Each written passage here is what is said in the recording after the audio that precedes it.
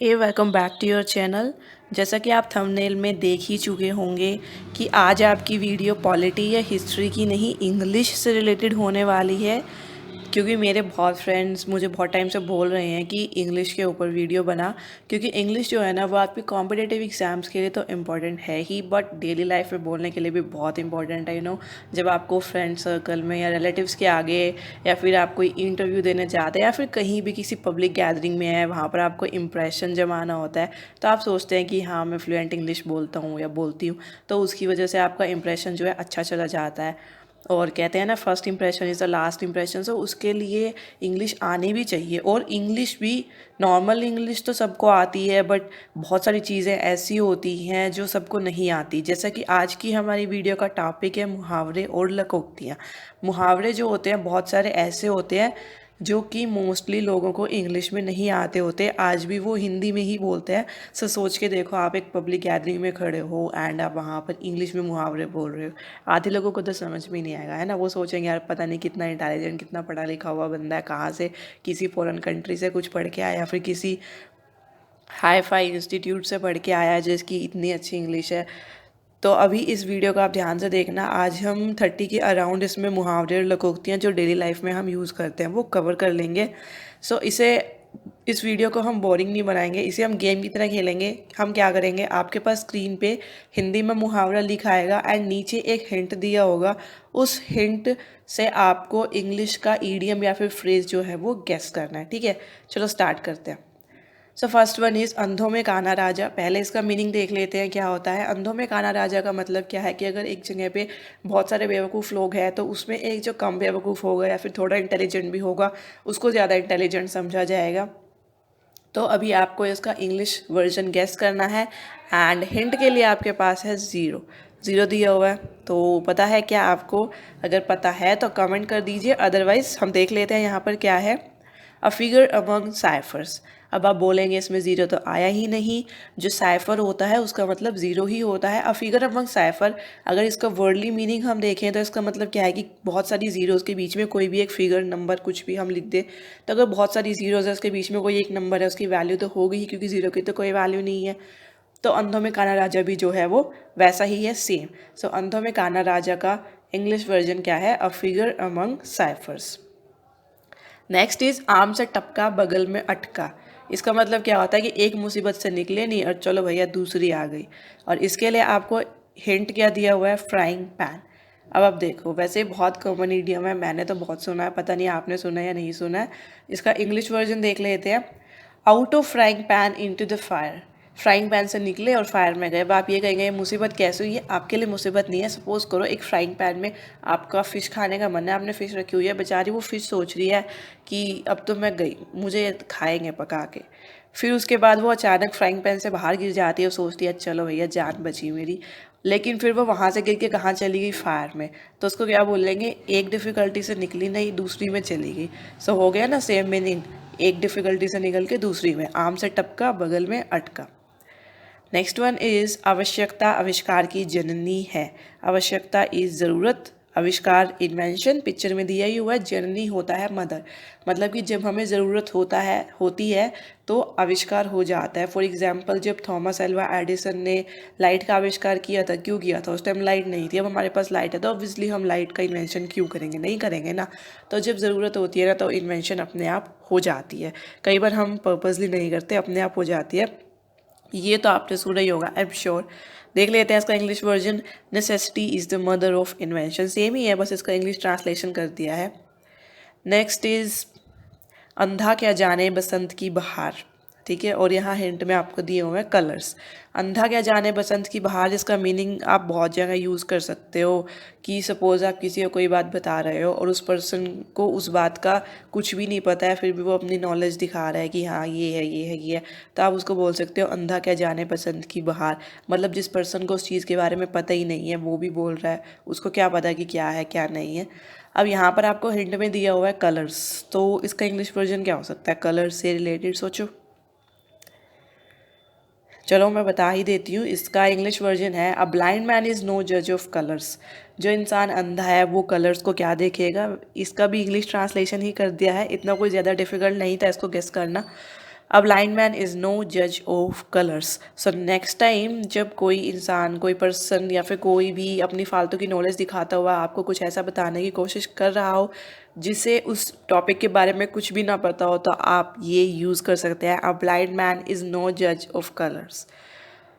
Next is अपना अपना पराया पराया। एक वो सॉन्ग था ना, वो भी देओल की मूवी का था, अपने तो अपने होते हैं। सो ये मुहावरा भी कुछ वैसा ही है कि अपने अपने होते हैं, पराया पराया ही होते हैं।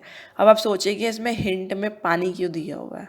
मतलब अगर आप इसका इंग्लिश ट्रांसलेशन भी करते हैं, अपना अपना पराया पराया का, पानी तो कहीं नहीं आता। सो ये गैस करना शायद आपको थोड़ा सा मुश्किल पड़ सकता है, फिर भी कीजिए, गैस कीजिए। अगर नहीं गैस कर पा रहे हैं तो मैं बता देती हूँ, इसका इंग्लिश वर्जन है blood is thicker than water. कि जो ब्लड है वो वाटर से थिकर होता है। वैसे तो ये रियलिटी है, साइंस बायोलॉजी है, हाँ होता है, बट इसको एज ईडियम क्यों यूज़ किया हुआ है कि जो ब्लड रिलेशंस होते हैं वो ऑलवेज जो है वो ज़्यादा स्ट्रॉन्ग होते हैं। कहते हैं ना कि आखिरी में काम तो अपने घर वाले ही आने हैं, तो कुछ उस तरह से। नेक्स्ट देखते हैं हम, ऊँट के मुंह में जीरा। ये तो आपने बहुत बार सुना होगा। अब आप कहेंगे इसमें फिर पानी आ गया। अब ना तो यहाँ पर, अब ऊँट के मुंह में जीरा, यहाँ पर तो पानी कहीं है ही नहीं, हिंट में फिर से पानी दिखा दिया है। क्या हो सकता है इसका इंग्लिश वर्जन? इसका भी कुछ इंग्लिश वर्जन ऐसा होगा जो इसका इंग्लिश ट्रांसलेशन नहीं होगी, थोड़ा अलग है। वैसे ऊँट के मुंह में जीरा का क्या मतलब है? जहाँ पर किसी ज़्यादा चीज़ की ज़रूरत होती है वहाँ पर थोड़ी चीज़ आ जाना। सपोज़ शादी है किसी की, अब वहाँ पर शादी में तो बहुत सारा सामान लगता है ना खाने का। आप कोई किसी जगह पर, किसी स्टॉल पर कोई चीज़ नहीं है, वो ख़त्म हो गई है, तो वहाँ पर क्या हो जाएगा? मतलब जहाँ पे ज़्यादा ज़रूरत है वहाँ पे थोड़ी सी चीज़ है नहीं है कुछ। वैसे मैंने लेम सा एग्जाम्पल दिया है, और भी बहुत अच्छे अच्छे एग्जाम्पल होते हैं इसके। सो इंग्लिश में देख लेते हैं इसका, a drop of the ocean. ठीक है, ये मैंने पानी इसलिए पिक्चर लगाई है, और स्पेसिफिकली ड्रॉप की ही पिक्चर लगाई थी मैंने। A drop of the ocean same meaning है जो कि ऊँट के मुँह में जीरा। नेक्स्ट इज उपदेश देने से स्वयं उपदेशों पर चलना बेहतर है। इसका मीनिंग तो आपको समझ में आ ही गया होगा कि दूसरों को जो आप सिखा रहे हैं, बेटर है कि पहले आप खुद उस पर चलें। जब आप खुद उस पर चलेंगे तो सामने वाला भी देख कर आपको सीख ही जाएगा ना। तो इसमें अब हमारे पास हिंट में है एग्जाम्पल। सो इसका जो इंग्लिश वर्जन होगा उसमें आपका एग्जाम्पल वर्ड यूज़ होने वाला है। देख लेते हैं, example is better than precept. Example is better than precept मतलब आप किसी को सिखा रहे हो, उसको सिखाने से अच्छा आप खुद उसके सामने एग्जाम्पल बन के दिखाओ उसको। ठीक है, एक हाथ से ताली नहीं बजती, इस मुहावरे का यूज़ तो बहुत किया जाता है। आई रिमेंबर जब हम लोग स्कूल में होते थे ना, और हम लोग टीचर के आगे जाके जब कंप्लेंट करते थे कि उसने जो है ना ऐसा किया है, तो टीचर हमेशा बोलता था, किया तो तुमने भी होगा, एक हाथ से ताली नहीं बजती। खैर, अब देखो यहाँ पे दो लोग लड़ रहे हैं। देखो आप बनाओ इसका इंग्लिश वर्जन क्या बन सकता है। It takes two to make a quarrel. Quarrel मतलब झगड़ा। झगड़ा करने के लिए दो इंसान लगते हैं, एक इंसान झगड़ा नहीं कर सकता। सो नेक्स्ट टाइम जब आपके घर में लड़ाई हो रही हो ना, और आपके मम्मी पापा, आपके छोटे भाई या बहन को कुछ ना बोलें, आपके ऊपर इल्ज़ाम लग जाए ना, तो आप ये यूज़ कर सकते हो, it takes two to make a क्वार्ल।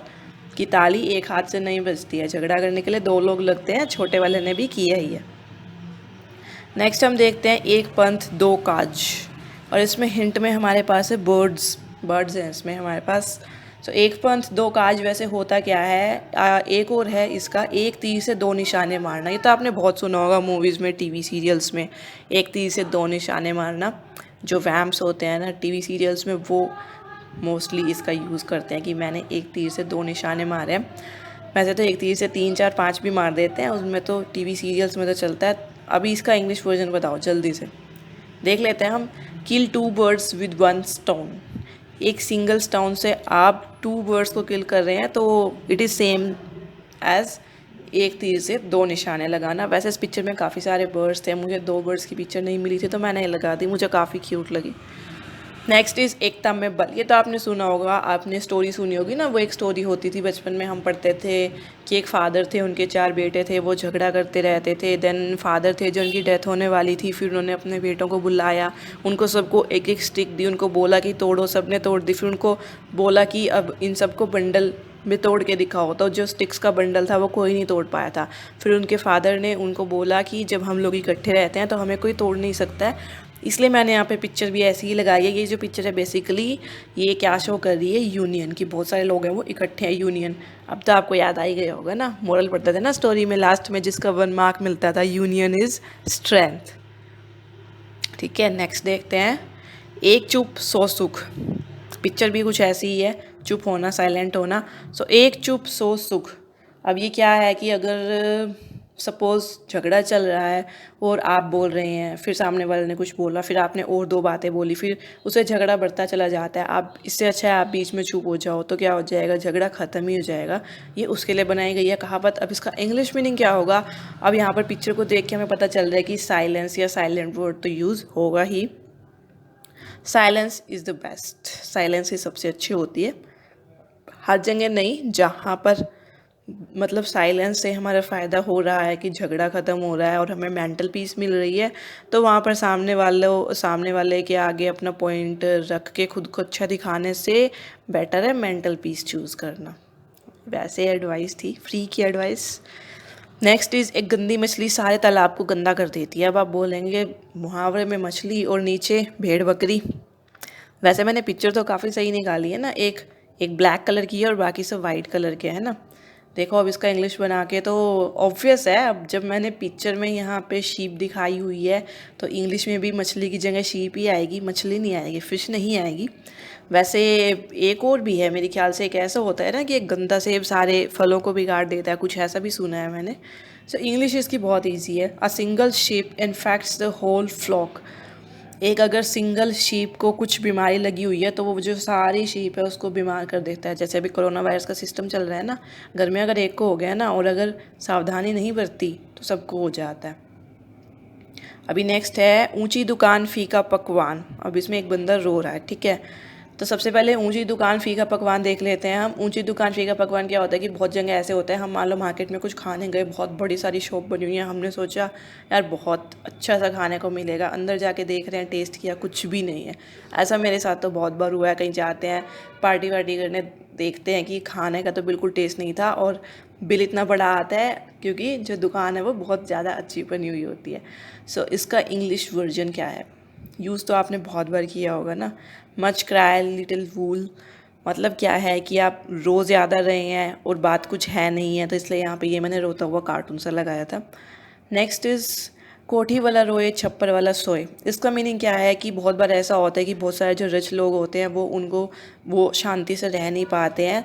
मतलब हम बहुत सारे लोग सोचते हैं ना कि पैसा ही सब कुछ होता है। जिन लोगों के पास पैसा होता है वो सुकून की नींद नहीं ले पाते हैं क्योंकि उनको बहुत सारी टेंशन्स होती हैं। और जो गरीब इंसान होता है उसको सिर्फ ये होता है कि मुझे खाना मिल जाए। उसको अगर खाना भी मिल गया तो उसके लिए वो इनफ है, वो आराम से सोता है। अब आप देखेंगे यहाँ पर क्राउन बना हुआ है। सो इसकी इंग्लिश ये थोड़ा मुश्किल होगा, आपने सुना नहीं होगा। Uneasy lies the head that wears the crown. Uneasy lies the head, वो हेड मतलब वो पर्सन, यहाँ पर हेड से पर्सन होगा। वो पर्सन जो है अनईजी रहता है मोस्टली जो क्राउन पहनता है। मतलब कि क्या है, अगर हम जैसे पहले के टाइम में हम पढ़ते थे ना, राजा होता था प्रजा होती थी, तो उसमें राजा के ऊपर सबसे ज़्यादा रिस्पॉन्सिबिलिटीज़ होती थी, उसके ऊपर सबसे ज़्यादा टेंशन्स रहती थी। सो ये मुहावरा वहाँ से निकल कर आया है। हम मतलब जब मुहावरे लोकोक्तियों के वो पढ़ते हैं ना बुक में डेफिनेशन, तो डेफिनेशन में क्या लिखा होता है कि मुहावरे और लोकोक्ति वो सेंटेंसेस का पार्ट होते हैं जिसमें वो शब्दों का वो समूह होते हैं, ग्रुप ऑफ वर्ड्स होते हैं जिसका वर्डली मीनिंग नहीं निकलता है। बट मैंने पर्सनली नोटिस किया है कि 90% ईडियम्स फ्रेजेस का और हिंदी में जो मुहावरे होते हैं उनका वर्डली मीनिंग जो निकलता है ना वो बहुत सही निकलता है उनके मीनिंग के हिसाब से। ये मेरी ऑब्जर्वेशन है, बाकी मुझे पता नहीं है। सो नेक्स्ट इज़ खाली बैठे शैतानी सूझे। कि जब बंदा खाली बैठा होता है ना, खाली दिमाग शैतान का घर, ये भी बोला जाता है ना, ये है वो। और पिक्चर में हमारे पास दिखाई हुई है वर्कशॉप, ये तो आपने सुना होगा। An idle man's brain is a devil's workshop. अगर कोई इंसान खाली बैठा है उसका जो ब्रेन होता है ना वो शैतान का घर होता है। डेविल्स वर्कशॉप घर नहीं है, इसमें दुकान दिखा दी, कोई बड़ी बात नहीं है। नेक्स्ट वन इज़ हवाई किले बनाना। जैसे हम चलते चलते सोच रहे होते हैं हाँ ये करेंगे ये करेंगे ये करेंगे ये करेंगे। जैसे एक स्टोरी थी मैंने सुनी थी, बचपन में कि कोई पर्सन था, उसको भेजा था अंडे लाने के लिए उसके मालिक ने, वो अंडे लेके आ रहा है, आते आते सोच रहा है अंडे बड़े काम की चीज़ होती है, मैं भी अंडे रखूँगा, इसमें से मुर्गी निकलेगी, उनको बड़ा करूँगा, फिर मैं मुर्गी के अंडे बेचा करूँगा, फिर मैं दूध की डायरी खोलूँगा, मैं ये करूँगा वो करूँगा। वो सोचते सोचते जा रहा था, रास्ते में अंडे गिर गए। तो उसकी मोरल ऑफ द स्टोरी थी कि हवाई किले नहीं बनाने चाहिए। हवाई किले बनाना यहाँ पर दिखाया भी किला हुआ है, जिसको इंग्लिश में क्या बोलते हैं, कासल, CASTLE। सो इसका इंग्लिश मीनिंग होगा to build castles in the air. ठीक है, इसको कैसल्स भी बोल देते हैं। अभी इंग्लिश का ना क्या चक्कर होता है कि आप कुछ मर्ज़ी बोल लो, कोई फ़र्क नहीं पड़ता, क्योंकि ना सब जगह की अलग अलग इंग्लिश होती है। अब आप देखेंगे UK की इंग्लिश अलग है, US की इंग्लिश अलग है, ऑस्ट्रेलिया की इंग्लिश अलग है, अलग अलग जगह की अलग अलग इंग्लिश होती है। और हमारे इंडिया में क्या है, खिचड़ी, सबका मिक्सचर। तो आप कुछ भी बोल सकते हैं, आपकी मर्ज़ी है। नेक्स्ट वन इज़ घर वाला घर नहीं, हमें किसी का डर नहीं। यहाँ पर डर आएगा, ठीक है। घर वाला घर नहीं मतलब कि जैसे बच्चे होते हैं ना, उनके पेरेंट्स अगर बाहर चले जाते हैं किसी रिलेटिव के घर, तो पीछे से उधम मचा देते हैं, झगड़ा ये वो। तो वैसे ही है। अब यहाँ पे बिल्ली क्या कर रही है, सोचो सोचो, बिल्ली क्या कर रही है। चलो मैं बता देती हूँ। When the cat is away, the mice will play। आपने देखा होगा टॉम एंड जेरी कार्टून आता था, उसमें जो टॉम था हर टाइम जेरी के पीछे रहता था। तो अगर कैट घर से दूर होगी तो माइस है जो वो आराम से खेल सकती है। घर वाला घर नहीं, हमें किसी का डर नहीं। नेक्स्ट इज़ 4 दिन की चांदनी फिर अंधेरी रात। ये तो आपने बहुत सुना होगा, बहुत ज़्यादा सुना होगा कि जैसे हम किसी छोटी सी खुशी आने से खुश हो जाते हैं ना, और फिर वो चली जाती है 4 दिन बाद, तो हम बोलते हैं 4 दिन की चांदनी थी फिर अंधेरी रात आ गई। अब इसमें हिंट में दिया हुआ है 9। तो ऑब्वियस है, हिंदी इंग्लिश में थोड़ा थोड़ा डिफरेंस है। जैसे पीछे हमने देखा मछली की जगह शीप को यूज़ किया हुआ था उन्होंने। वो एक्चुअली इंग्लिश वाले ये बोले ना कि अगर हमने सेम टू सेम यूज़ कर लिया तो कॉपीराइट लग जाएगा ना, है ना। तो फिर इसलिए उन्होंने थोड़ा थोड़ा सा चेंज कर दिया, कॉपीराइट ना लग पाए। तो हमने हिंदी में 4 बोला, उन्होंने इंग्लिश में 9 बोल दिया। 9 डेज़ वंडर, जिसको हम 4 दिन की चांदनी बोलते हैं, वो लोग 9 डेज़ वंडर बोलते हैं उसी चीज़ को। चोर चोर मुसेरे भाई, इसका मतलब क्या है, एक जैसे लोग जो है वो एक साथ रहना पसंद करते हैं। इसलिए मैंने पिक्चर भी ऐसी निकाली। इसमें देखो सारे बर्ड्स एक जैसे हैं, येलो एंड ब्लैक, और वो सब एक साथ बैठे हुए हैं। ये तो आप बहुत सुना होगा, क्लासेस में लर्न भी किया होगा, छोटी क्लासेस में। Birds of a feather flock together, same type के जो बर्ड्स होते हैं वो इकट्ठे इकट्ठे रहते हैं। नेक्स्ट इज़ जैसा करोगे वैसा भरोगे। इसके बहुत सारे होते हैं, जैसी करनी वैसी भरनी, जो बोए सो काटे, बहुत सारे होते हैं। अभी इसका इंग्लिश वर्जन के लिए हमारे पास हिंट क्या है, इसमें एक पर्सन है जो कुछ बो रहा है, और इसको इंग्लिश में क्या बोलते हैं, सोइंग, SOWING। तो इसकी इंग्लिश क्या बनेगी, as you sow shall you reap. मतलब कि जैसा तुम बोओगे वैसा ही तुम काटोगे। वही है ना, जैसा करोगे वैसा भरोगे। अच्छा करोगे तो अच्छा मिलेगा, बुरा करोगे तो बुरा मिलेगा। नेक्स्ट इज़ जो गरजते हैं वो बरसते नहीं, और इसकी जगह हम एक और यूज़ करते हैं, गरजने वाले बादल बरसते नहीं। ठीक है, तो इसका आपको इंग्लिश वर्जन बनाना है, बहुत यूज़ करते हैं इसको, तो हम इंग्लिश में ही यूज़ करते हैं मोस्टली। और आप हिंट से समझ भी गए होंगे, डॉग है, वैसे तो बहुत प्यारा सा है। बार्किंग डॉग सेल्डम बाइट, कि भौंकने वाले कुत्ते काटते नहीं, सेम ही मीनिंग है। सैल्डम होता है कभी कभी, मतलब जो भौंकने वाले कुत्ते होते हैं ना, कभी कभी ही काटते हैं, या फिर इसका मीनिंग लगा लो कि काटते नहीं। ठीक है। नेक्स्ट इज़ जैसा आया वैसा गया, और इसमें नीचे हमारे पास क्या दिया हुआ है, डेविल। डेविल एविल कुछ भी लगा सकते हैं हम इसको। इसका इंग्लिश वर्जन है एविल गॉटन एविल स्पेंट। ये आपने सुना नहीं होगा। इसका मतलब क्या होता है कि एविल गॉटन मतलब बुरे कामों से किया हुआ हमारे पास पैसा आया था, एंड एविल स्पेंड, और बुरे चीज़ों पे ही वो स्पेंड हो गया। जैसे बहुत बार आपने कहते हुए सुना होगा कि घर में कोई बहुत ज़्यादा बीमार हो जाता है, कोई सीरियस बीमारी हो जाती है, जैसे कैंसर हो गया, हार्ट अटैक हो गया, उस पर बहुत ज़्यादा पैसे लग जाते हैं ना इलाज पे। तो क्या कहते हैं कि इतने सारे पैसे थे ना जो इकट्ठे करे हुए, इतने इकट्ठे किए थे, काला धन, ब्लैक मनी जो इकट्ठी की हुई थी ना बिजनेस में, ऊपर नीचे हेरा फेरी करके, वो सारे बीमारी ने निकलवा दिए। मतलब बुरे तरीके से कमाए हुए पैसे जो है उसी तरीके से गए हैं, तो इसका मतलब वो है। नेक्स्ट इज जिसकी लाठी उसकी भैंस, जिसके पास लाठी होगी भैंस भी उसके पास जाएगी। इसका मतलब क्या होता है, जिसके पास ताकत होती है ना, फैसला उसी के हक में होता है। जैसे आपने वो देखा होगा डोरेमोन में क्या होता है, नोबिता हमेशा डोरेमोन के पास रोता हुआ आता है क्योंकि जियान उसको पीट देता है। जियान पीट पीट के सबसे अपने काम करवा देता है क्योंकि वो जो है बहुत स्ट्रॉन्ग है। उसके बाद फिर क्या होता है, नोबिता डोरेमोन से गैजेट लेके जाता है। अब गैजेट तो जियान से ज़्यादा स्ट्रॉन्ग है ना, तो फिर वो नोबिता के फेवर में आ जाता है मामला। तब आप देखो इसमें पिक्चर दी हुई है हमने कि एक बंदे का हाथ बनाया हुआ, इसमें से लाइट्स निकल रही है। कार्टून में दिखाते हैं ना, ऐसे एनिमीज़ में दिखाते हैं। तो इसका मतलब है माइट। माइट इज़ राइट, मतलब जिसके हाथ में ताकत है वही सही है। नेक्स्ट इज़ जाके पाँव न फटी बुआई, सो क्या जाने पीर पर आई।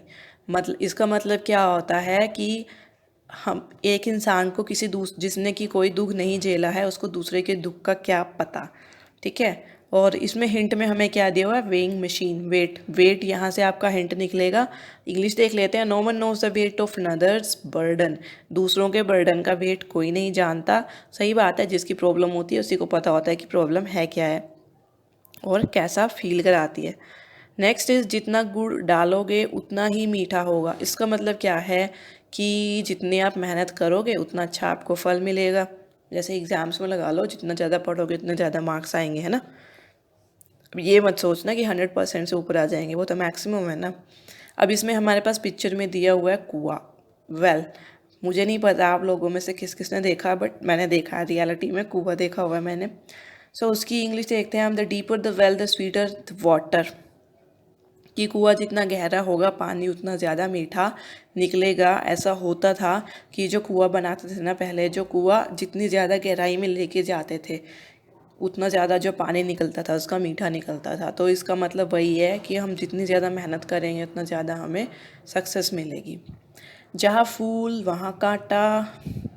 ये फूल वैसे कांटे वाला तो नहीं है, मुझे यहाँ पर लोटस लगाना चाहिए था, है ना, क्योंकि उसमें कांटे होते हैं ना। नहीं, वो कीचड़ में होता है, कांटे रोज़ में होते हैं, रोज़ लगाना चाहिए था मुझे। तो जहाँ फूल वहाँ कांटा का मतलब क्या है, जहाँ पर आपको अच्छी चीज़ मिलने वाली है उसके साथ साथ कुछ ना कुछ तो बुरा होगा, या तो आपको स्ट्रगल करना पड़ेगा। ऐसा नहीं है कि आपको बैठे बैठे कोई अच्छी चीज़ मिल जाएगी। English version is where there is a flower there is a thorn, जहाँ जहाँ पर फूल होगा वहाँ वहाँ पर कांटे होंगे।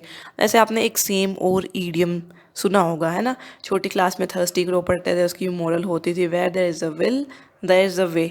इसका मतलब क्या है, जहाँ चाह वहाँ राह, मतलब कि जहाँ हम चाहते हैं कि कोई काम हो जाए रास्ते भी वहीं निकलते हैं। खैर अब अपनी वीडियो पे वापस आते हैं। सो इसमें तो कुछ ज़्यादा इम्पोर्टेंट नहीं था।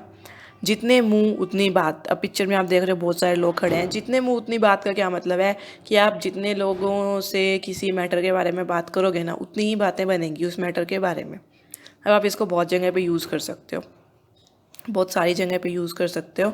So many man so many minds, मतलब जितने इंसान होंगे उतने दिमाग होंगे, वो सब अलग अलग बात बोलेंगे। तो एक तो इसका मतलब ये निकलता है कि जब आपको किसी चीज़ से रिलेटेड ओपिनियन लेना है तो अगर आप अलग अलग लोगों से ओपिनियन लेंगे तो वो अलग अलग ही ओपिनियन देंगे और आप और ज़्यादा कन्फ्यूज़ हो जाओगे। सो उसका कोई फ़ायदा नहीं है। और एक और मीनिंग इसका निकलता है कि अगर बहुत सारे लोग हैं और वो कुछ बात बना रहे हैं आपके बारे में, अफवाह उड़ा रहे हैं, तो नॉट टू वरी, क्योंकि जितने मुंह उतनी बात। नेक्स्ट इज झूठ के पाँव नहीं होते, ठीक है, झूठ के पाँव नहीं होते। तो इसका मतलब क्या है कि झूठ जो है वो बेचारा ज़्यादा दूर तक चल नहीं पाएगा, वो गिर जाएगा। सच के पाँव होते हैं, वो दूर तक जा सकता है, ठीक है। तो इसमें हमने दिखाई भी पाँव ही है और इसकी इंग्लिश तो बहुत ईजी है। A lie has no legs to stand upon, झूठ के पाँव नहीं होते। नेक्स्ट इज डूबते को तिनके का सहारा। देखो पिक्चर भी इसमें बहुत बढ़िया, एक पर्सन डूब रहा है ना, ठीक है, तिनका नहीं बनाया बस मैंने इसमें। तो डूबते को तिनके का सहारा, ये आपने बहुत बार सुना है। अब डूबने को इंग्लिश में क्या बोलते हैं, ड्राउन, DROWN, ड्राउन, ठीक है।